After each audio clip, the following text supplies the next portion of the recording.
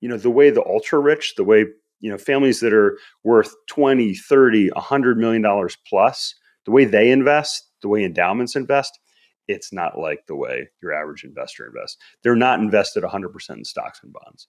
They have investments in businesses and real estate. And those are the top two ways that people earn enormous amounts of wealth: business and real estate.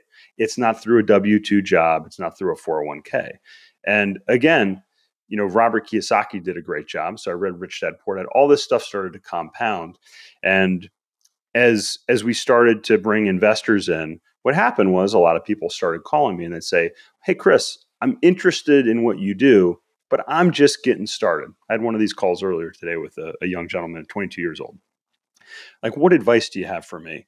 And what I realized was, I'd have a call, and then next week I'd have a similar call, or I'd have a similar email. And then those weekly or monthly calls turned into daily calls or daily emails. And I realized that, wow, like there's a real desire for this information. You found the way to turn this into learning lessons and to build financial freedom, and now to impact many people on their journey. And I'd love to honor you for that, and then go into this journey of, why did you decide to go and help others to achieve financial independence? And just please talk about that, your why behind it, Chris. Yeah. So I think, again, whatever it is you want, money in the world we live in, money can help that, right? If Dan Sullivan, strategic coach, he founded Strategic Coach, he has a saying. He says, if you can write a check for it, it's not a problem. And that's a good point. Like, money can buy, it can buy your time back. You can hire people to help you out and do things. It can buy opportunities for yourself, for children.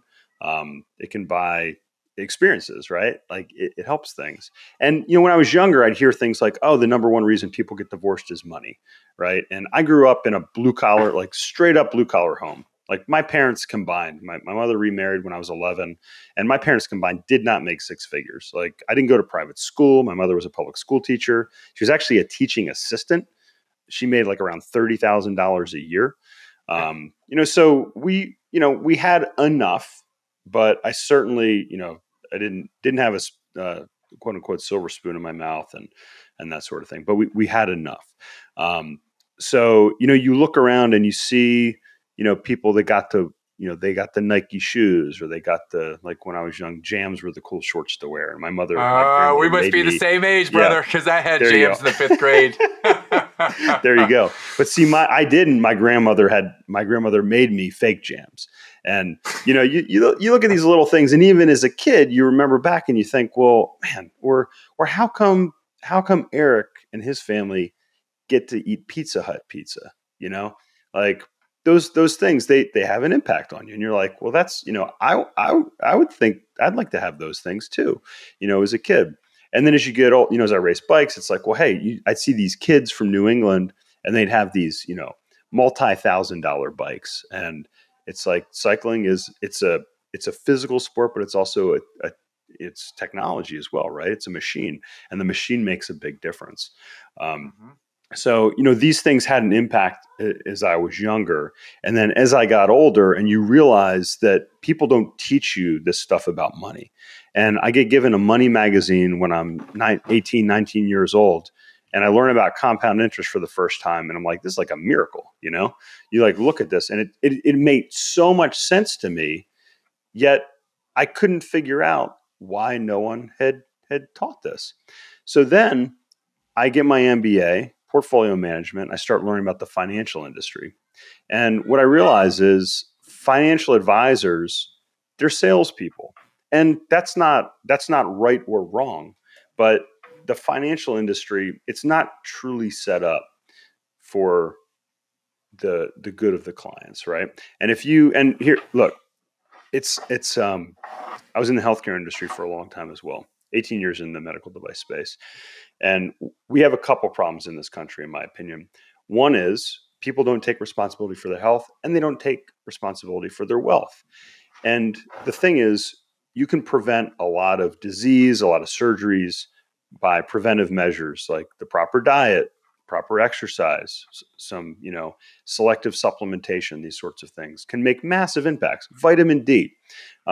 I forget what the exact statistic was, but the vast majority of people that died from COVID were deficient in vitamin D. The vast majority of people that died from COVID had other comorbidities. They had other sicknesses. They were overweight. It's one of the reasons we had so many deaths in this country from COVID is because we're not healthy. People are obese.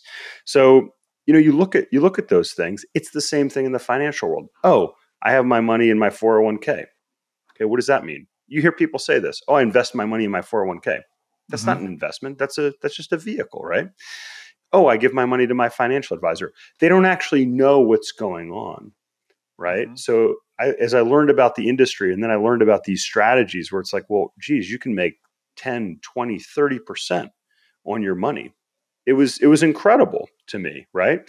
And I was like, well, shoot, I can be financially independent in 10 years. And what impact can you make, right? So that's the thing that really, really started to churn in my brain. And again, from a selfish perspective, Matt, I didn't start out and say, hey, I'm going to be financially independent and teach people about it. I've always enjoyed coaching. I started coaching people when I was in college and cycling and different stuff. But that was never my intent. I just wanted to have financial independence so I could live life on my own terms. But then as I went through it and people started asking me like, well, hey, what do you do with your money, Chris? How do you do this? And people were like, well, hey, can I get involved with that? Can I invest in some of these real estate deals that you're doing?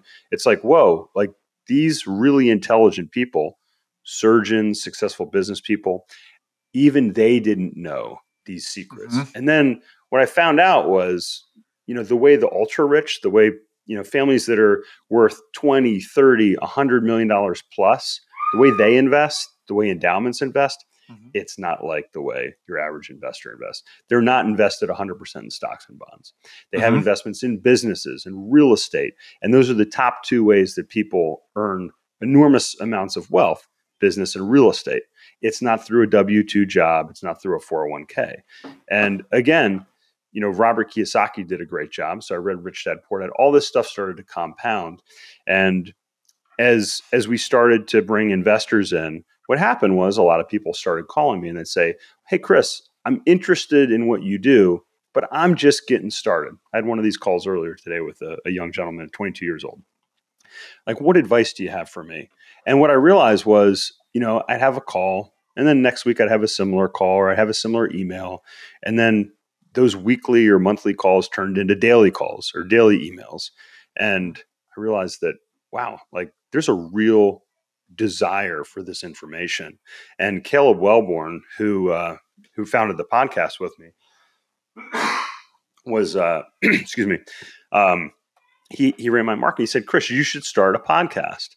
And I was like, I don't want to do a podcast. He also encouraged me to write my book as well. And I was like, well, I'm an engineer. I'm not a good author, but as I thought about it, I said, well, let's start a podcast together, Caleb. And the idea, Matt, was that we curate this information so we could share it with more people, right? And I got asked actually by the state SEC. I had a call with them, which I'm not going to go into that story. But they're like, well, hey, how does your website make money? I was like, well, it's not there for money. It's there for education. And it's funny because they were dumbfounded that somebody would have a website that didn't actually produce money. But again, if you help people, right, it comes back in different ways. Yes, sir. As you educate, it comes back and you create a following and loyalty, and you educate people on doing these things. But again, learning what I learned and then seeing the need and the desire, it inspired me to create this educational platform, which is now Next Level Income. So we have the podcast, we have the blog, we have the book, which you can get a free copy if you go to our website, nextlevelincome.com. Just click on the book link, and we'll even mail you a copy if you put your address in. And then we even have a course now as well. So the idea is, all the things that I learned on my journey over the past, more than 2 decades now, we've put into a framework that you can walk through step by step and replicate, the same journey towards financial independence.